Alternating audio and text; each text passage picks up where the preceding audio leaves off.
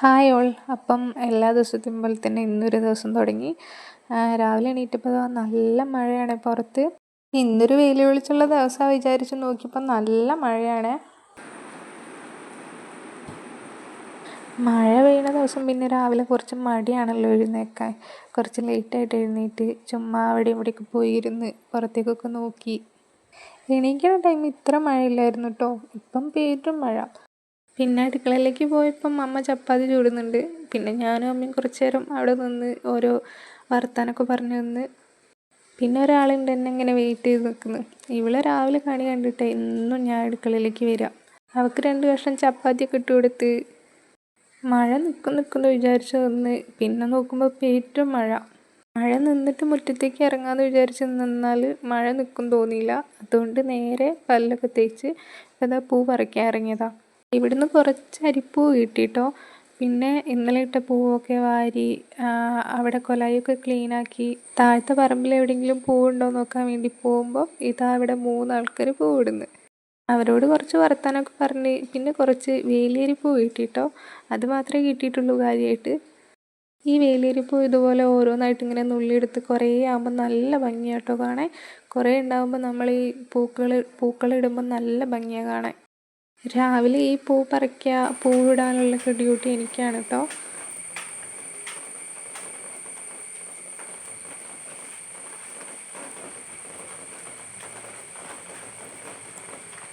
പിന്നെ പൂവൊക്കെ ഇട്ട് കഴിഞ്ഞ് രാവിലെ ചായക്ക് ചപ്പാത്തിയും കടലയായിരുന്നു. ചായയൊക്കെ കുടിച്ച് അലക്കാനുള്ളതൊക്കെ അലക്കിയിട്ട് അങ്ങനെ പണിയൊക്കെ കഴിഞ്ഞ് ഞാനിതാ കുളിക്കാൻ പോവാണ്.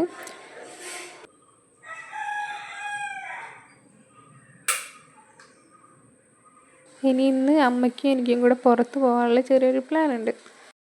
എന്തിനാണ് പോകുന്നത് വെച്ചാൽ ഞങ്ങൾ ഗ്യാസ് സ്റ്റൗ ചെറുതായിട്ടൊന്ന് കംപ്ലൈൻ്റ് ആയി. അപ്പോൾ അതൊക്കെ ഒന്ന് മാറ്റാനുണ്ട്. അപ്പം ഞങ്ങൾ രണ്ടാളോട് ഇതാ ഓട്ടോയിൽ കയറി. ഞങ്ങളെ വീടിൻ്റെ അടുത്തുള്ള ചേട്ടൻ്റെ ഓട്ടോ തന്നെയാണ് കേട്ടോ. എവിടേക്ക് വിളിച്ചാലും പെട്ടെന്ന് വരും. ഇത് ഞങ്ങൾ കാരന്തൂരാണ്, കാരന്തൂർ അങ്ങാടി. അപ്പം ഞാനിപ്പോൾ അമ്മേനെ വെയിറ്റ് ചെയ്യാണ് ഓട്ടോയിൽ. അമ്മ അവിടെ എടുത്ത് ഒരു ചേച്ചിക്ക് എന്തോ ഫോമോ എന്തോ കൊടുക്കാൻ വേണ്ടി പോയതാണ്. അങ്ങനെ അമ്മ വന്ന് ഞങ്ങളിതാ തിരിച്ച് കുന്നമംഗലത്തേക്ക് പോവാം. ഇതായി കാണുന്നത് നമ്മൾ മർക്കസാണ് കേട്ടോ.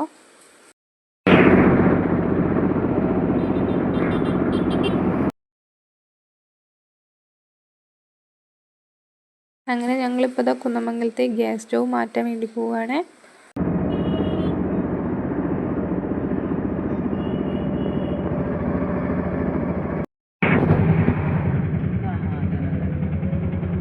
അങ്ങനെ ഞങ്ങൾ ഷോപ്പിലെത്തിട്ടോ. ഷോപ്പിലെത്തി പറയണത് ആളവിടെ ഇല്ല, ആൾക്കെന്തോ മരണം എന്തോ ഉണ്ടായിട്ട് എവിടെ പോയതാണെന്ന്. ആളെ വിളിച്ചപ്പോൾ ആൾ പറഞ്ഞ് പെട്ടെന്ന് വരാമെന്ന്. അങ്ങനെ ഞങ്ങൾ വിചാരിച്ച് സാധനം അവിടെ വെച്ചിട്ട് വേറെ പരിപാടിയിലേക്ക് പോവാമെന്ന്. ഇപ്പോൾ ഞാനും അമ്മയും കൂടി മൈജിയിലേക്കാണ് പോകുന്നത്, കുന്നമംഗലം. അങ്ങനെ മൈജിയിലെത്തി അമ്മയ്ക്കൊരു ഫോൺ വാങ്ങണം. ഫോണൊക്കെ വാങ്ങി പിന്നെ ഞങ്ങൾ തിരിച്ചു പോന്നു. വീണ്ടും ഞാനും അമ്മയും കൂടെ തിരിച്ച് കുന്നമംഗലത്തേക്ക് തന്നെയാണ് പോകുന്നത്. അപ്പോൾ അമ്മയ്ക്ക് എന്തോ പാത്രം എന്തോ വാങ്ങാണ്ടെന്ന് പറഞ്ഞ് അമ്മ ഒരു ഷോപ്പിൽ കയറി.